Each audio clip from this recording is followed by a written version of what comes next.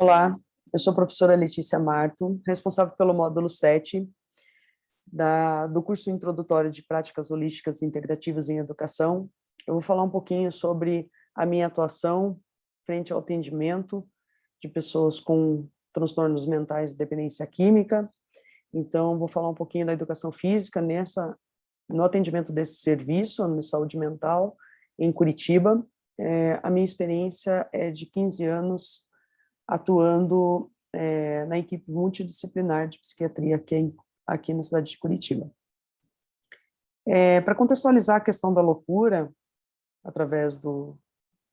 ao longo do tempo, né, eu utilizo o termo loucura porque não se utilizava, né, transtornos, doenças mentais ou preocupações com saúde mental. Então, eu utilizava alguns termos para identificar aqueles indivíduos que não possuíam comportamentos entendidos como normais, né, dentro de um corte histórico, do momento daquela sociedade, como eles entendiam como deveria ser o comportamento humano nessa época. O significado do termo psiquiatria cura da mente, hoje não se desconsidera, obviamente, a questão fisiológica e funcionamento do cérebro, né? Mas entende-se essa questão subjetiva do funcionamento do pensar. A evolução do tratamento ao longo da história, eu pontuei 3 momentos históricos que eu acho importante pontuar.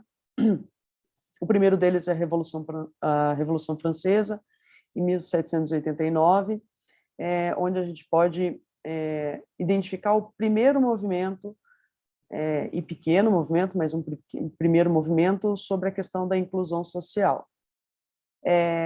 Entendendo que o termo inclusão é um termo muitas vezes inadequado nos tempos de hoje. A questão de pai da psiquiatria,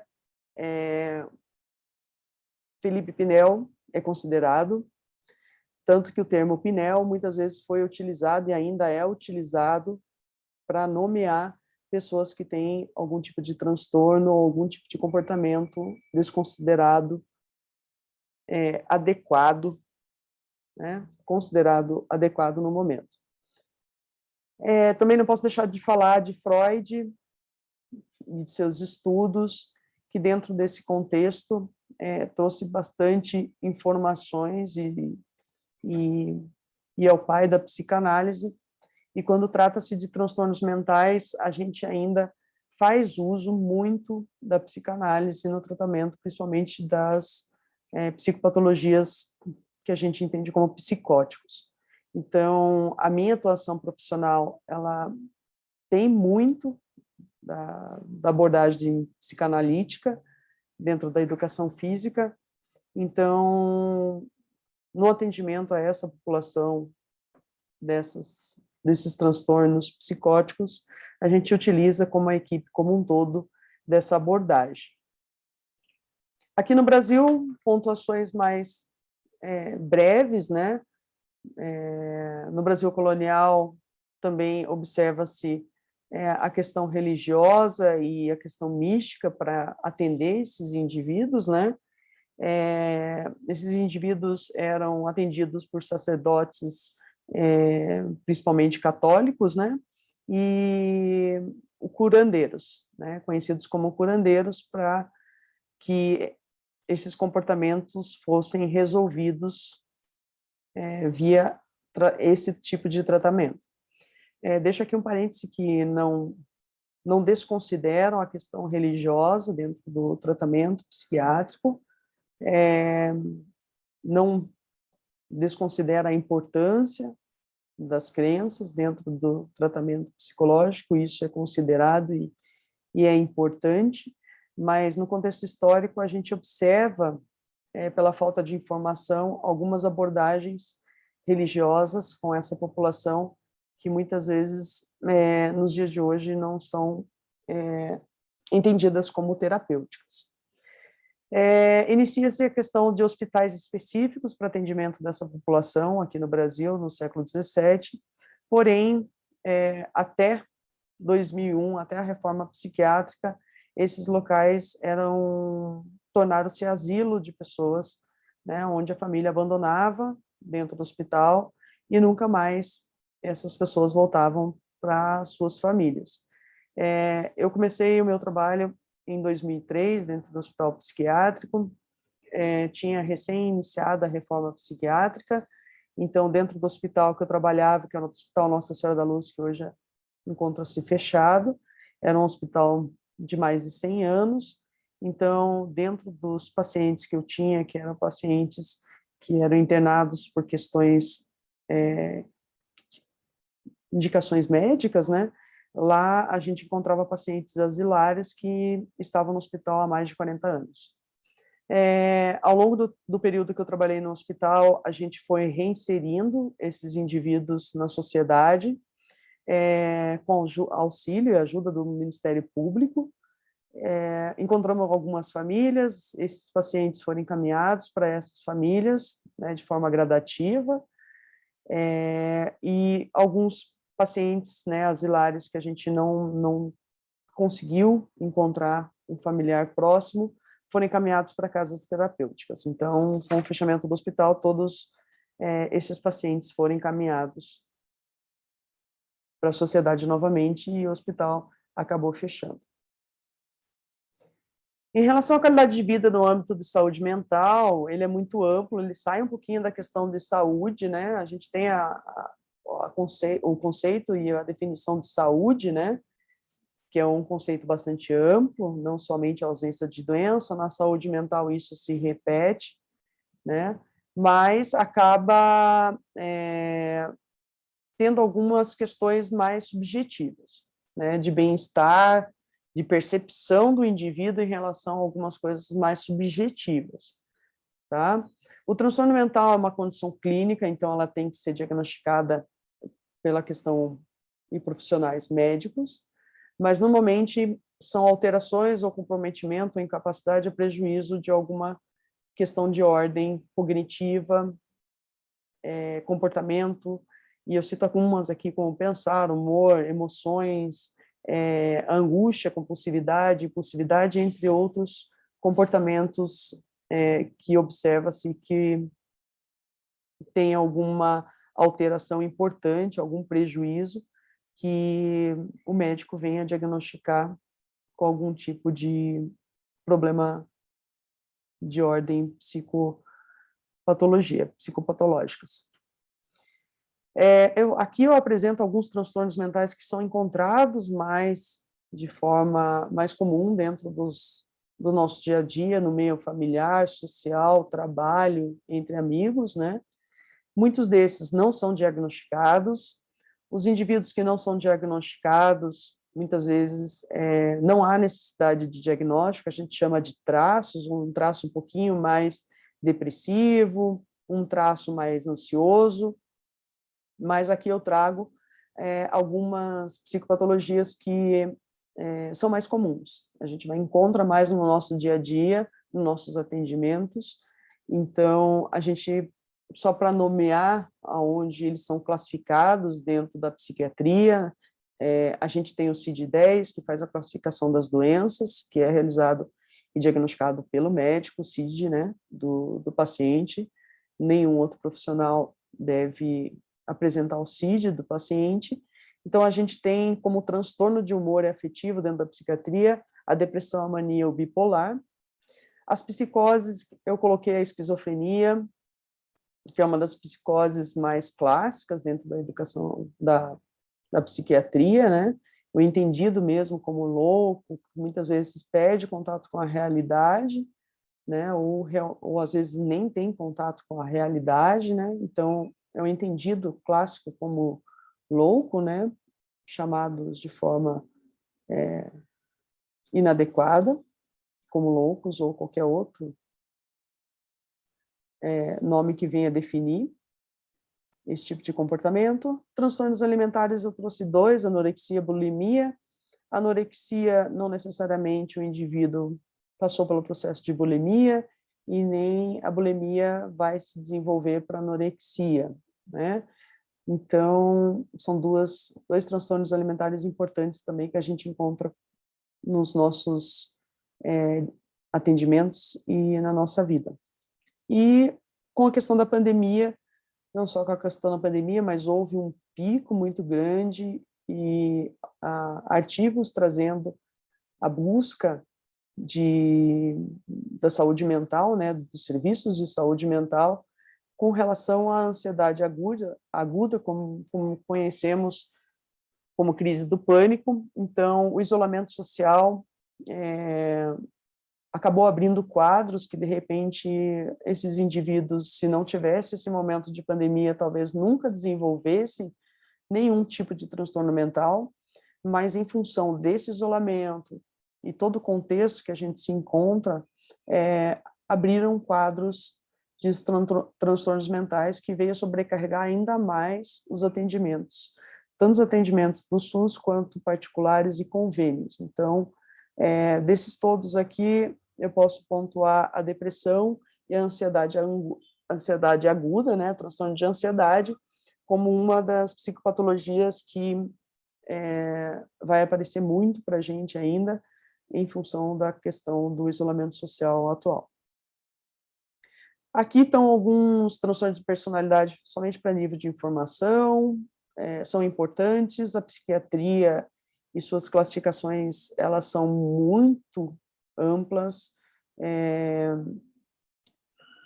tem que haver muito estudo, tem que muita leitura para identificar e perceber, e conseguir atender essa população. Eu estou trazendo aqui algumas que a gente encontra mais no nosso dia a dia, mas os transtornos de personalidade normalmente não buscam ajuda, né, de atendimentos, porque eles não têm crítica, muitas vezes, né, a grande maioria não tem crítica desse comportamento, tá?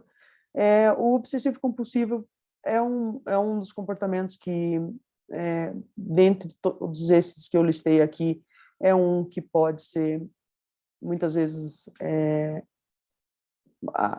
ocorra a procura desse indivíduo para atendimento, para melhorar, para medicar, para fazer um tipo de intervenção frente a esse comportamento, mas muitas vezes o próprio indivíduo não tem crítica e entende que esse comportamento obsessivo, ele trata-se de uma organização.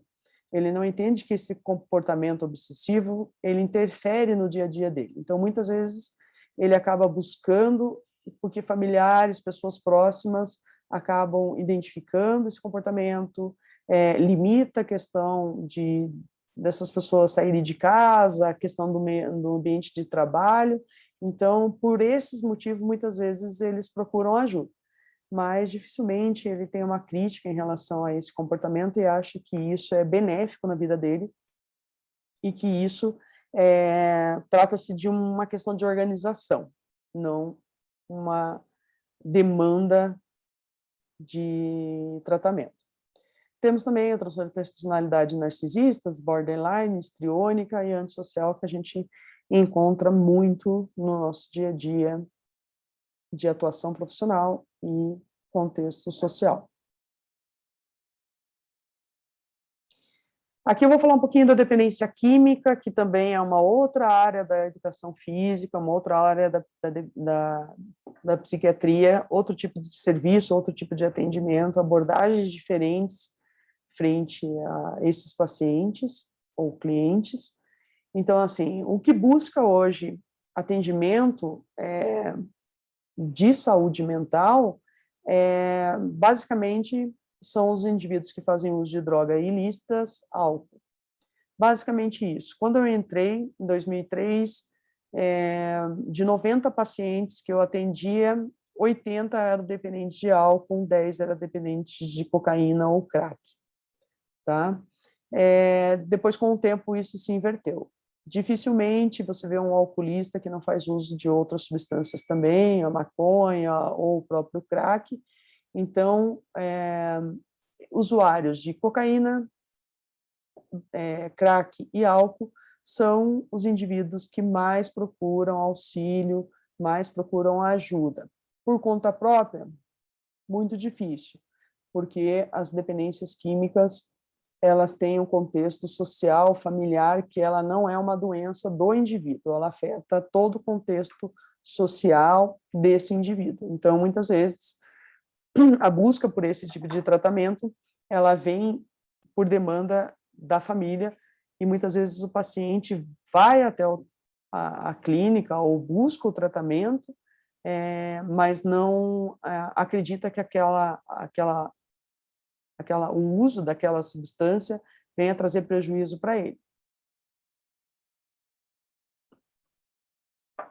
Drogas recreativas, mais difícil a busca de tratamento, né, porque são drogas que têm um baixo índice de dependência, né, diferente do crack, que os estudos dizem que a partir da terceira vez do uso do crack, fisiologicamente você já se torna dependente.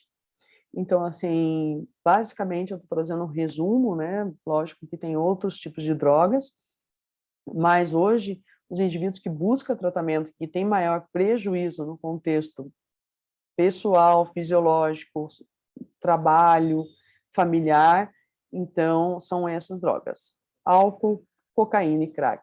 As recreativas, o pessoal entende, né, como bala, ácido, essas drogas têm um uso também, mas nesses 15 anos, acho que eu tive um paciente que buscou tratamento, mas quando a gente aprofundou, né, o tratamento, e o paciente foi desenvolvendo o seu tratamento junto à instituição, ele acabou abrindo o uso de dependência de cocaína.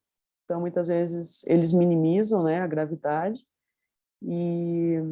mas, basicamente, estou trazendo um cenário que hoje a gente observa dentro da dependência química e de busca desse tratamento. Então, aqui, brevemente, vou falar das modalidades de tratamento, né? Dentro do hospital clínico, a gente tem a UTI, que é o ambiente mais grave, que o paciente, né, tem que ter um isolamento, tem que ter uma atenção maior, profissionais próximos, equipamento de última geração. Na psiquiatria, a gente também tem essas modalidades de conforme o paciente vai melhorando, ele vai passando para outras modalidades. Tá? Então, o hospital integral é quando o paciente está em estado extremamente grave, ele necessita de isolamento para fazer o tratamento, para fazer o uso da medicação, tá? Então, assim, esse tratamento, em média, dura 45 dias. Lembrando que a questão medicamentosa, ela é diferente, né? Os psicotrópicos são diferentes de medicamentos, por exemplo, como anti-inflamatórios, remédios paradores, por exemplo. Ele é muito diferente porque ele leva, em média, 15 dias para começar a trazer algum tipo de resultado do uso dessa medicação. Dentro desses 15 dias, a gente tem resistência do paciente para o uso dessa medicação, o paciente burla o uso dessa medicação. Então, muitas vezes, o fato dele demorar para responder esse medicamento e esse tipo de comportamento interfere muito no desenvolvimento dele durante esse internamento no hospital. Então, o manejo é um pouquinho diferente da saúde clínica. Então, dentro das psicoativas, tem 15 dias para fazer efeito, esse medicamento é reavaliado, se não fez efeito, aumenta a dose, espera mais 15 dias, o médico verifica que esse medicamento não está adequado, ele muda o medicamento, mais 15 dias.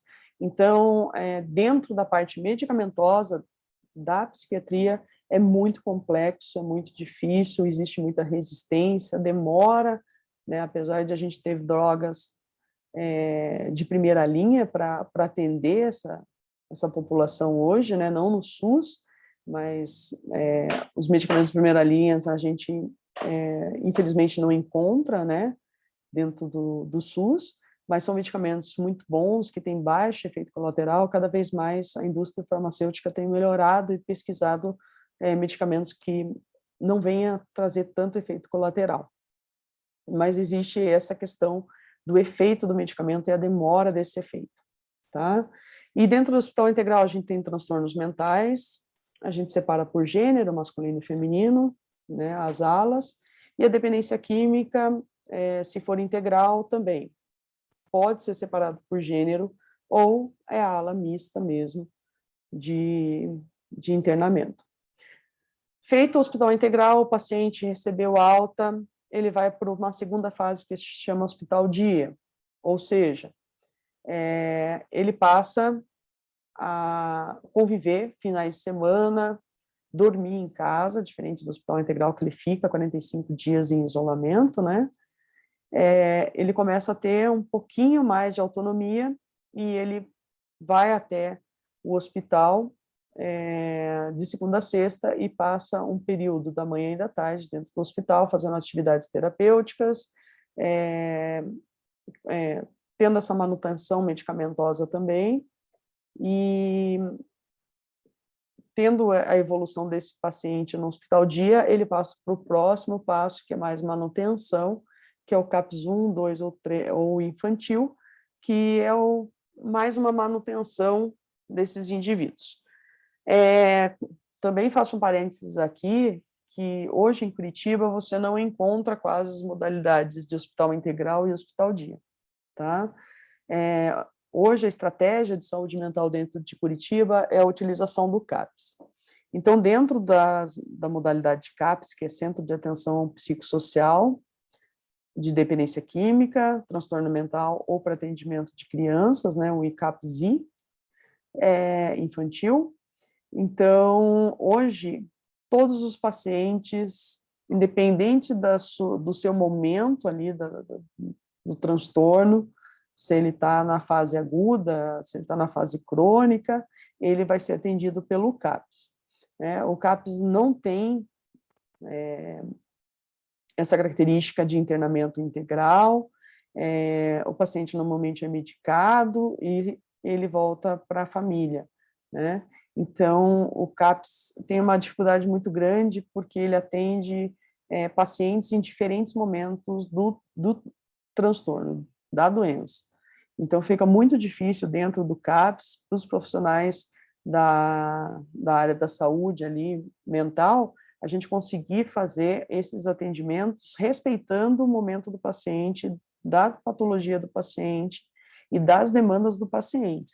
Então, o CAPS hoje é o que a gente tem dentro da psiquiatria em maior número, mas, infelizmente, tem essas questões que dificultam a nossa atuação, não só da educação física, como outros profissionais, né? Apesar do CAPS ter algumas estratégias para separar o grupo dos pacientes da melhor forma possível, para que esses atendimentos sejam um pouquinho mais direcionados a essas demandas, mas fica um pouco difícil em função deles estarem no mesmo ambiente, a busca é muito grande, então fica o atendimento dentro do CAPS, ele acaba sendo um pouco meio psicótico, vamos dizer assim. A gente tem questão ambulatorial também, que são daí pacientes que já estão na fase que não precisa mais de um cuidado mais frequente, ele faz mais acompanhamento com o psicólogo e com o médico para a questão medicamentosa, né? Está sempre verificando a questão medicamentosa. E esses pacientes que estão em momento ambulatorial são pacientes que estão exercendo suas funções de cidadão. Então, tendo lazer, fazendo atividade física, trabalhando. Então, são pacientes que a gente encontra no nosso dia a dia, né, que estão medicados. Então, muitas vezes, a gente também vai atender esses pacientes em outros ambientes, não em contexto hospitalar. E consultórios também, que daí é mais para indivíduos que têm algum plano de saúde ou particular, mas segue mais ou menos a questão ambulatorial, ou é uma vez por mês, ou é cada 3 meses, isso depende da conduta médica e da indicação deles. Então, normalmente a gente não atende, os profissionais de educação física, terapeuta ocupacional, não atende em serviços ambulatoriais e consultórios no momento. Mas esses pacientes, como estão já inseridos, né, no nosso dia a dia, então a gente atende eles em outros momentos, em outros locais. Então, qual que é a possibilidade de abordagem da saúde frente a essa população, né? Então, a gente está inserido em todas as modalidades, né? Todas as modalidades a gente tem possibilidade de atuação. O que diferencia as nossas abordagens, a visão do indivíduo, né?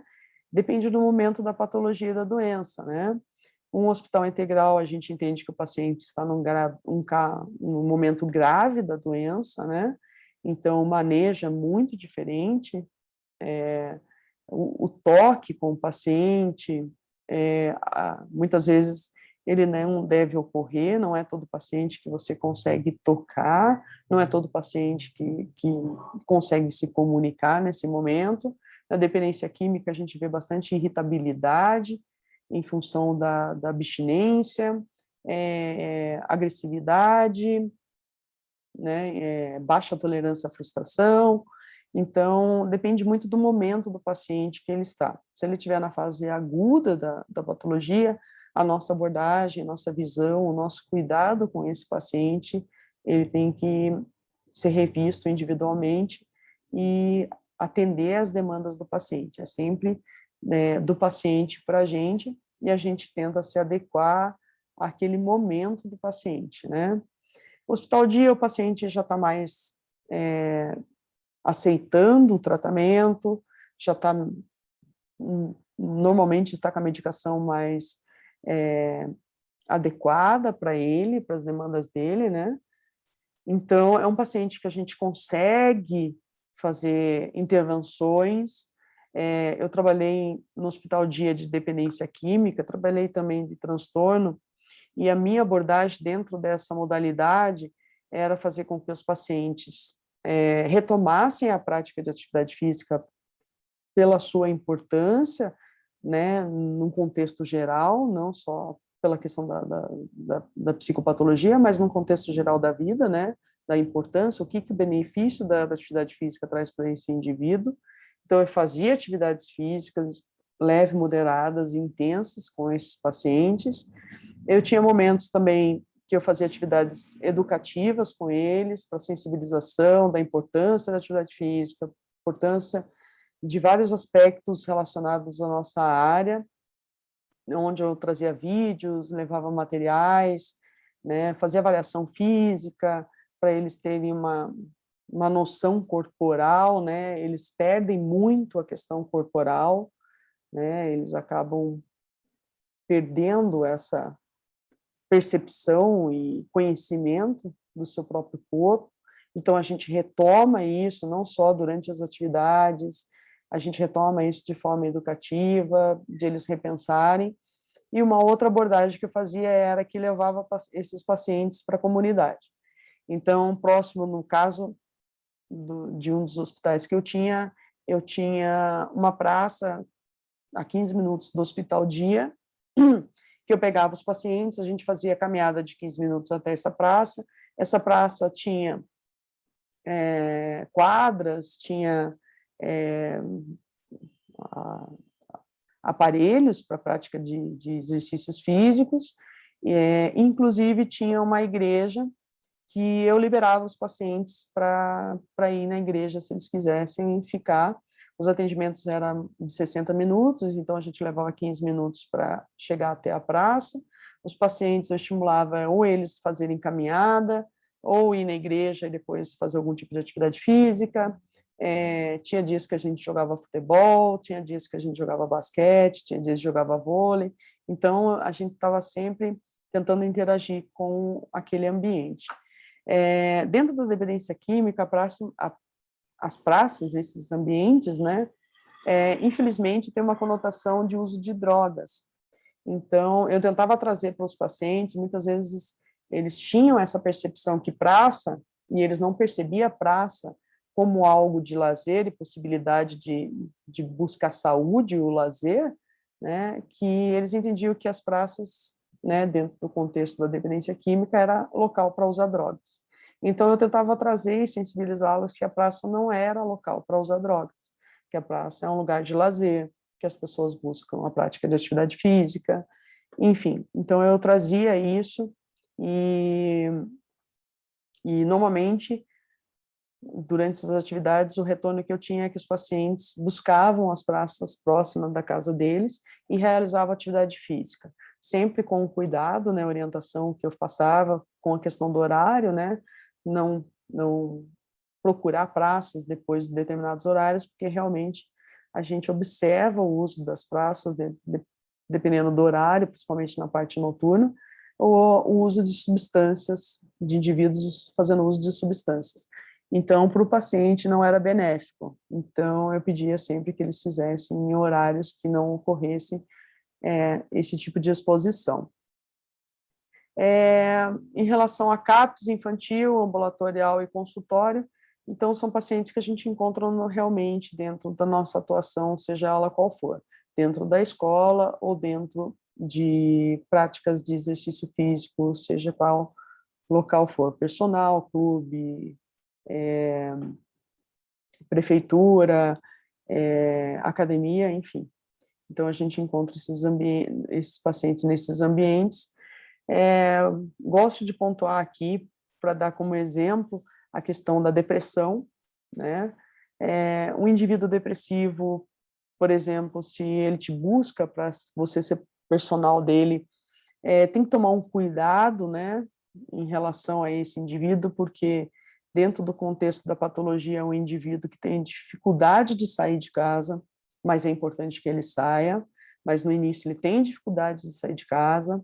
Outra coisa importante que ele tem uma irritabilidade muito grande com sons, então, assim, o ambiente de academia muitas vezes não é adequado, dependendo do momento que está o paciente, né? Essa interação com muitas pessoas não é adequada, então, dou como exemplo aí um personal, um indivíduo que tenha depressão e venha procurar um personal para fazer a prática de atividade física, ele tome cuidado com algumas questões que envolvem, né, a depressão, que é a irritabilidade, dificuldade de sair de casa, questão de higiene. Então, a gente tem que, às vezes, fazer abordagens um pouco mais simples, deixar a parte fisiológica de treino um pouquinho de lado e ter uma abordagem um pouquinho mais voltada para as demandas daquele indivíduo, exercícios que não envolvam música, que sejam mais leves nesse primeiro momento, e a partir do momento que você vai identificando que ele consegue, né, vai testando esse indivíduo de tentar fazer ele dar uma volta na quadra, e vai, aos poucos, realizando o processo de inserção, né, que é um dos sintomas dessa patologia, que eu dei como exemplo a depressão, né? Então, tem que tomar muito cuidado com esses indivíduos, a forma que você fala, a agitação tua, né? Muitas vezes a gente chega muito animado para esse paciente, ele não gosta de agitação, ele quer um tom mais baixo, uma energia um pouco mais baixa, e ele se sente melhor, né? Então, buscar atividades um pouco mais voltadas, atividades para respiração, né? E aos pouquinhos trazendo as atividades moderadas e intensas também lá para frente, né, no momento adequado, porque isso faz um bem fisiológico bem significativo dentro da patologia. A gente não pode abrir mão dos exercícios que têm a liberação de endorfina, a questão da serotonina, isso é muito importante. Mas nesse primeiro momento, às vezes a gente tem que deixar de lado essa questão fisiológica e ter um atendimento um pouquinho mais voltado para o paciente, para as demandas dele. Desde perguntar se o paciente tomou banho, estimular ele a usar roupa específica para a prática de atividade física. Então, são alguns tipos de manejo que a gente não está acostumado com o nosso público, né, ditos como normais. Então, nesse exemplo, acho que dá para citar os cuidados que a gente deve ter. Então, as abordagens, ela depende da sequência lógica da evolução do tratamento.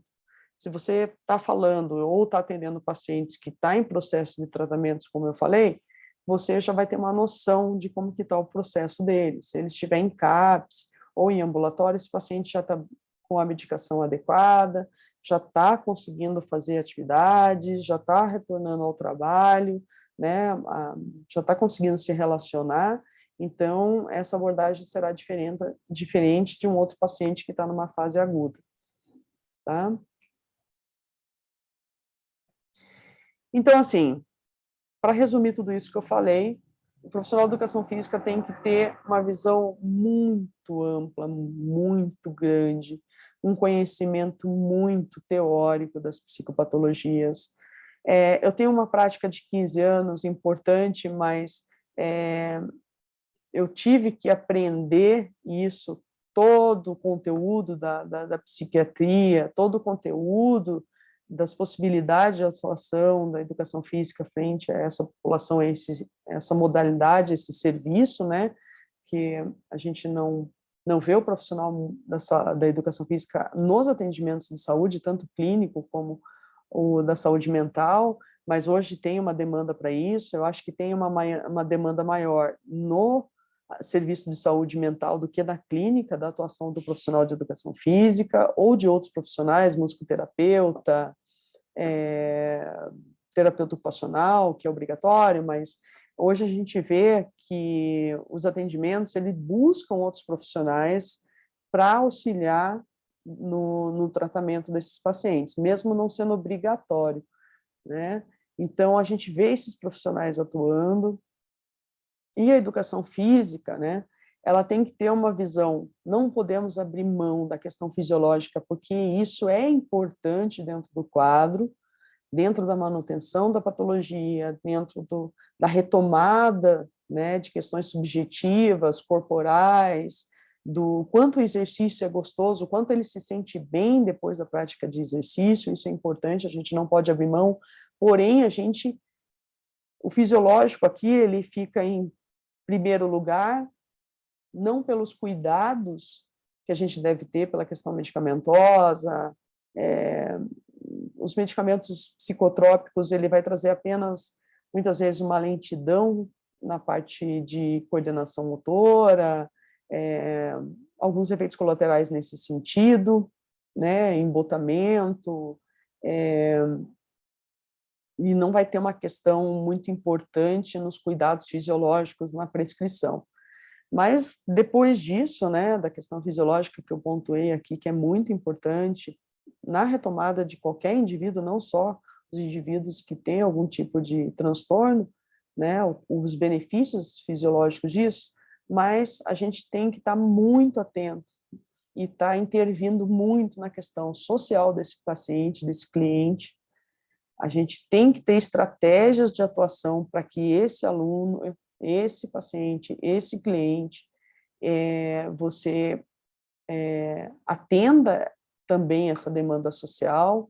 Eu já cheguei aí em jogos com pacientes, né, pacientes que não tinham companhia para assistir um jogo de futebol, eu fui junto com o paciente, como profissional, né, para acompanhar, e isso é importante, apenas como um exemplo.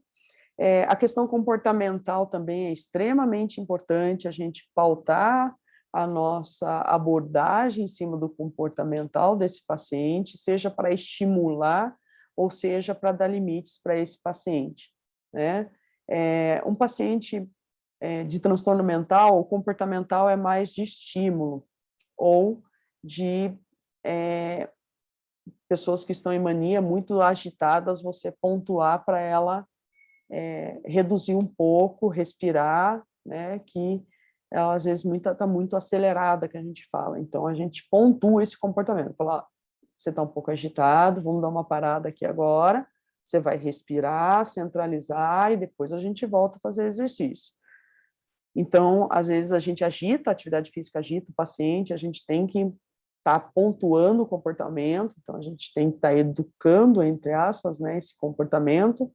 Dentro da dependência química, eu utilizava muito as modalidades desportivas, principalmente o futebol, porque a grande maioria do meu público era masculino, Então, como os pacientes tinham dificuldade de contato físico, eles gostavam muito de burlar regras, irritabilidade. Então, dentro da modalidade do futebol e com as regras do futebol, eu conseguia controlar esses comportamentos, né? Então, modalidades esportivas é muito importante para indivíduos que têm a dificuldade com regras e limites.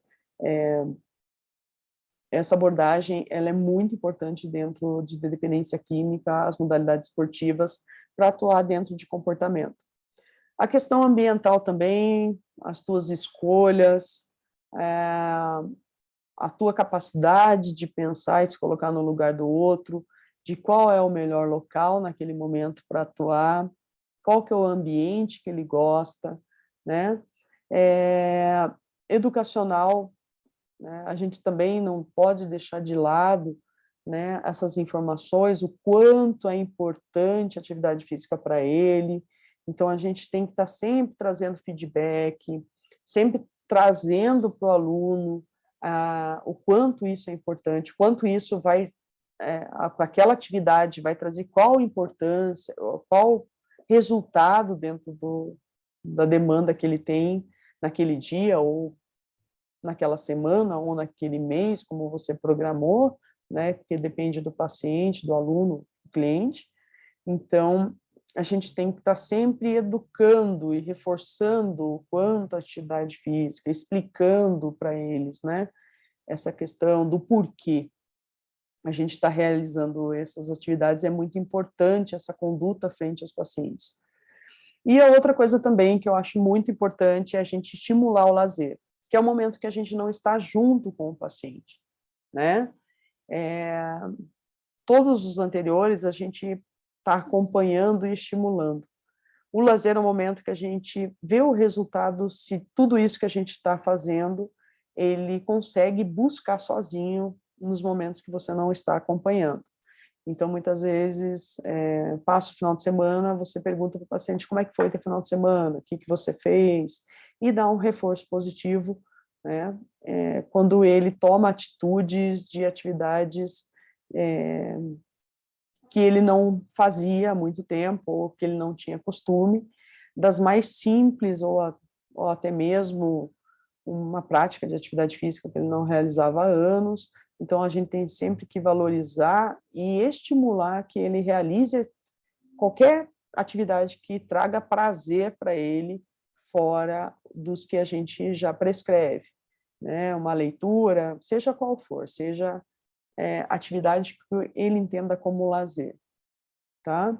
As crenças eu também acho extremamente importante, a religião, né? Seja uma religião, seja uma crença em si. Eu pude observar dentro da dependência química, no transtorno mental isso não é positivo, muitas vezes, tá? Principalmente na fase aguda do paciente, a parte de religiosa, ela não é positiva, porque ela potencializa alguns sintomas das patologias, tá? Então, a gente evita questões religiosas no transtorno mental, na fase aguda, porque alguns dos comportamentos de alguns transtornos vai, principalmente as psicoses, o bipolar ou a mania, esses basicamente, eles têm uma coisa chamada delírio místico, delírio religioso, e a religião ela pode agravar esse sintoma, tá? Então, como ele não está muito em contato com a realidade, a crença nesse momento, a religião, seja qualquer intervenção nesse sentido, não é positiva no transtorno, conforme eu falei nesses específicos. Porém, em outros contextos, vou dizer, dar como exemplo a dependência química, muitas vezes o paciente fazia todo o processo de tratamento de dependência química, mas ele entrava numa determinada religião, um determinado local, e parecia que todas as abordagens que a gente fazia com o paciente auxiliava, mas o que deixava ele em abstinência era a religião. Eu acho extremamente positivo isso, né, se tem algum tipo de crença, algum tipo de religião que venha deixar o paciente em abstinência ou faça com que ele diminua o tempo de recaída dele, acho extremamente positivo, auxilia o paciente, a crença traz valores muito importantes que vêm auxiliar, principalmente a parte de dependência química. Então, eu acho e estimulo dentro do que o paciente me traz, né? Não estimulo se ele não tem essa demanda, eu não toco no assunto, mas se ele tem essa demanda, né? Eu trago isso como algo extremamente positivo, porque acredito que todas, ou a maioria das religiões ou crenças, têm condutas que vêm auxiliar nossos pacientes, e é super positivo isso, né? Nesse hospital que eu trabalhei, inclusive, ele era do grupo marista, e pacientes também que estavam num bom momento, eles poderiam participar da missa, que tinha uma capela dentro do hospital. Então, assim, a gente está sempre trabalhando com a questão também religiosa, né, dentro desses atendimentos. Eu acho extremamente positivo desde que isso venha a ser benéfico para o paciente, para o meu aluno, para o meu cliente. E para finalizar, eu termino aqui com a questão do toque, tá? Eu falo que o toque da educação física, eu não gostaria de eliminar as outras, porque eu não tenho conhecimento das outras, mas eu vou falar do meu conhecimento da educação física frente a esses 15 anos trabalhando com psiquiatria e a área da saúde, porque a psiquiatria também tem demandas de questões clínicas, né? A minha conduta com os pacientes, o meu manejo com os pacientes era completamente diferente dos outros profissionais. Então, assim, eu me sentia à vontade a tocar os pacientes, eu me sentia à vontade a brincar com os pacientes, eu tinha um comportamento de profissional de educação física, independente da abordagem que era clássica dentro da dependência química. Da dependência química existe uma separação muito grande de espaço. Os pacientes, eles têm muito esse feedback, né, em relação à invasão de espaço, né, eles tentam sempre invadir o espaço, tentam perguntar questões pessoais, não só minha, mas dos outros terapeutas. Então, a gente tem uma abordagem muito firme, vamos chamar assim, com o paciente de dependência química, né? Então, assim, eles têm muita dificuldade de ouvir não, eles tentam muito burlar regras, seja uma fila dentro do refeitório, eles têm um prazer absurdo de burlar isso. Então, a gente está sempre retomando, tá, furou fila, vai para o final. Então, assim, a gente trabalha eles, porque muitas vezes desses pacientes que a gente atendia, eles pularam uma frase muito importante da vida que se chama adolescência usando droga. Então, quando eles estão em abstinência, eles têm comportamento muito infantilizados. Então, a gente acaba dizendo muito não, chamando muita atenção deles.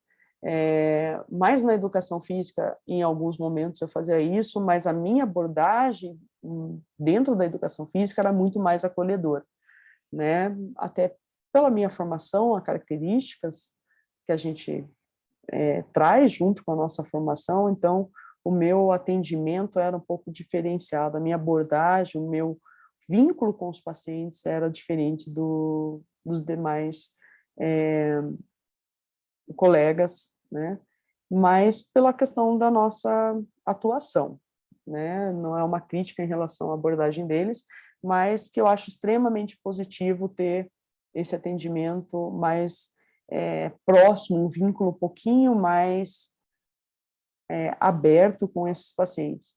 E quando eu falo de toque, né, os outros profissionais, quando vêm tocar esses pacientes, no toque mesmo, do pegar o paciente, né, são toques um pouco mais invasivos, né, o enfermeiro para dar uma injeção, o médico, né, para verificar algum tipo de dor. Então, assim, a concepção de toque desses profissionais, muitas vezes, eles estão vinculados à questão de dor, né? Então, o toque não é um toque muito agradável, né? Do, do enfermeiro ali que tem que dar uma medicação, né? O pessoal que não gosta de agulha, então vai lá, então tem trauma do, né? O trauma do jaleco branco. Então, assim, o toque dentro da, né, até mesmo a fisioterapia, né, muitas vezes, para a melhora do paciente, o toque dele acaba causando um certo desconforto no paciente, né? Então, assim, a educação física, os toques realizados, eles são muito positivos. É aquele toque no ombro de falar, nossa, muito legal, né? O toque do parabéns, o toque de uma atividade onde você pega as mãos e faz a atividade, o toque durante a própria modalidade, né? Que você toca o paciente. Eu jogava, muitas vezes jogava junto com os pacientes. Todas as atividades que eu propunha, normalmente eu participava das atividades junto, então os pacientes acabavam me tocando também, e isso era extremamente positivo, né? Lógico que a gente, é, eles, eu tinha que às vezes estar freando a questão dessa, que eu estou como profissional ali, que eu não sou mais um colega, né, dele ali dentro do serviço, mas o toque nosso é muito importante, né? Tem que haver esse toque. Eles gostam quando a gente pega, ensina o exercício, toca o corpo dele para organizar o exercício. Isso é muito positivo e deve ser realizado com frequência, principalmente com esse público. Lógico, com os cuidados com pacientes que aceitam isso, né? Tem pacientes que realmente o toque não é possível, né? Mas sempre a gente tentando realizar esse toque positivo, né? Por mais simples que seja, para eles é de extrema importância, né?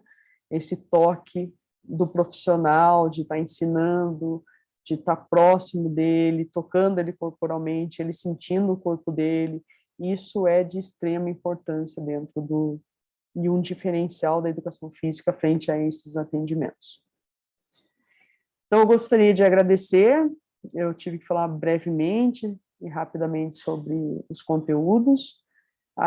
Aqui está meu contato, aqui tem meu celular, respondo com tranquilidade a questão de WhatsApp, sempre que possível, mas tenham liberdade de me mandar mensagem ou e-mails, tá? E muito obrigada pela atenção de vocês.